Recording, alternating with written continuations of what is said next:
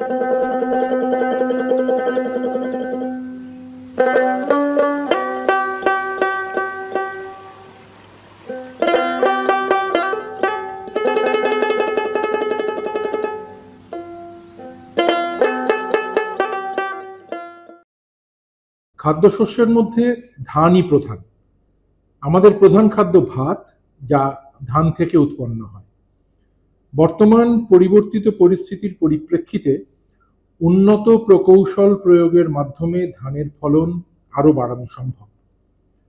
উৎপাদনের সময় ভেদে ধান ৩ প্রকার: প্রাক খরিফ বা আউশ ধান, খরিফ বা আমন ধান, আর বোরো ধান।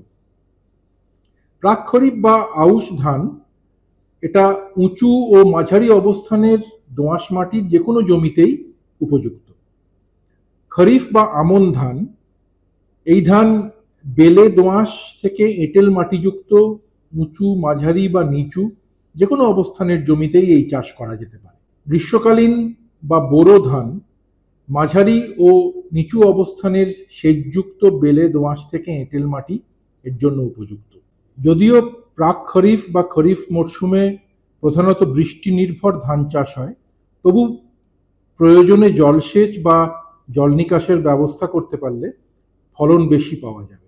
মে থেকে জুলাই মাস পর্যন্ত যে কোনো সময়ে আউশ ধান বোনা বা রোয়া যায়।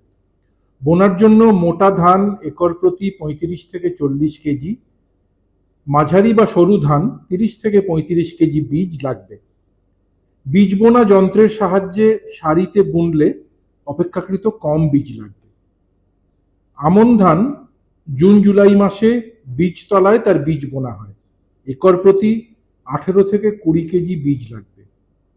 বোরো ধান ডিসেম্বর মাসের মধ্যে বীজতলায় বীজ বুনতে হবে। একর প্রতি ২৫ থেকে ৩০ কেজি বীজ লাগবে। ভালো ফলনের জন্য নিরোগ, পুষ্ট ও উন্নত মানের বীজ ব্যবহার করতে হবে। সরাসরি বোনার আগে বা শুকনো বীজতলায় বাছাই করা বীজ ছড়ানোর আগে প্রতি কেজি বীজের সঙ্গে ২.৫ থেকে ৩ গ্রাম কার্বেন্ডাজিম ২৫% শুকনো গুঁড়ো মিশিয়ে বীজ শোধন করতে হবে।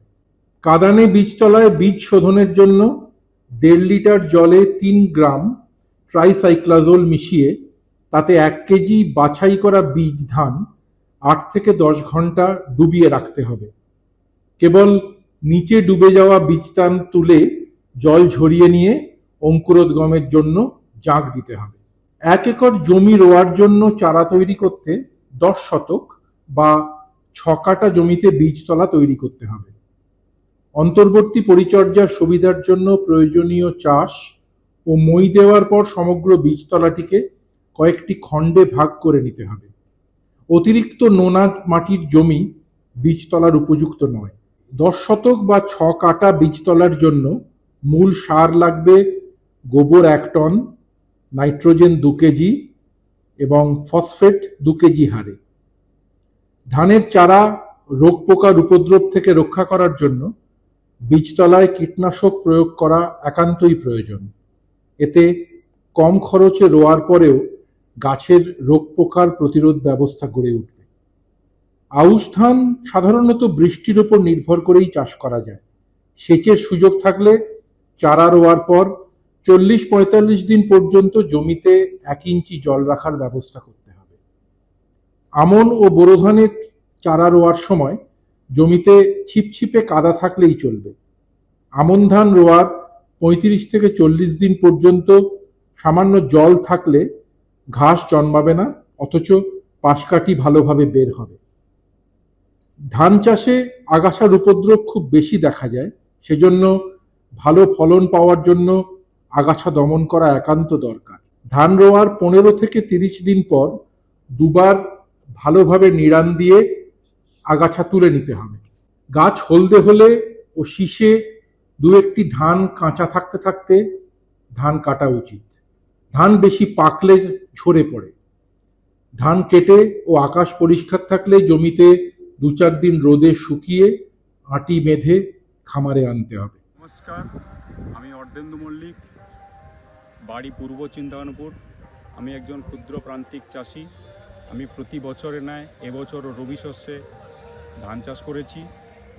এই চাষের রোয়ার পর থেকেই বলছি, চাষি ভাইদের উদ্দেশ্যেই বলছি, রোয়ার পর থেকে যে পরিচর্যাগুলো নিতে হয় আমাদেরকে, সেটা রোয়ার 8 দিন পরে হালকা জল দিতে হবে। জল দেওয়ার পরে প্রথম কিস্তি যেটা সার, রাসায়নিক সার এবং কীটনাশক প্রয়োগ করার কথা সেটা প্রয়োগ করব। জৈব সার এবং নাইট্রোজেন দিয়ে দিয়েছি। এরপরে কীটনাশক দিতে হবে। কীটনাশকটা দু রকমের হয়, একটা কন্ট্যাক্ট এবং একটা সিস্টেমিক। এবারে আমি প্রথমবারে কন্ট্যাক্টটাই দেবো, কারণ বাইরে থেকে যে পোকামাকড় বা কীটনাশক পোকামাকড় বা কীট পতঙ্গগুলো এসে যায়, সেগুলোকে মারার জন্য আমি কন্ট্যাক্ট মানে যেগুলোর সংস্পর্শে এলে বা তার পোকামাকড়ের উপর যদি ওষুধের ছিটা পড়ে, তাহলে তৎক্ষণাৎ পোকাটি মারা যায়। নির্দিষ্ট সময় অর্থাৎ 120 দিনের পর থেকে ধান কাটা শুরু হয়ে যায়। 120 থেকে 135 দিন, খুব বড় জোর 140 দিনের ধান আমরা চাষ করে থাকি। আমিও এবছর 130 দিনের ধান চাষ করেছি এবং আমার এখন বর্তমান ধানের এই পরিস্থিতি যে 8 দিন 10 দিনের মধ্যে আমার ধান কাটা হবে। এই দেখুন আমার মাঠ এইভাবে আমি ধানটা ফলিয়েছি। এইভাবে আপনারাও যদি ঠিকঠাক পরিচর্যা করেন, তাহলে আপনাদের ধানও এইভাবে সম্পূর্ণভাবে পরিপক্ত ধান এবং খুব ভালো ফলন হয়েছে, এবং এইভাবে আপনারাও ফলন ঘরে তুলতে পারবেন। নমস্কার।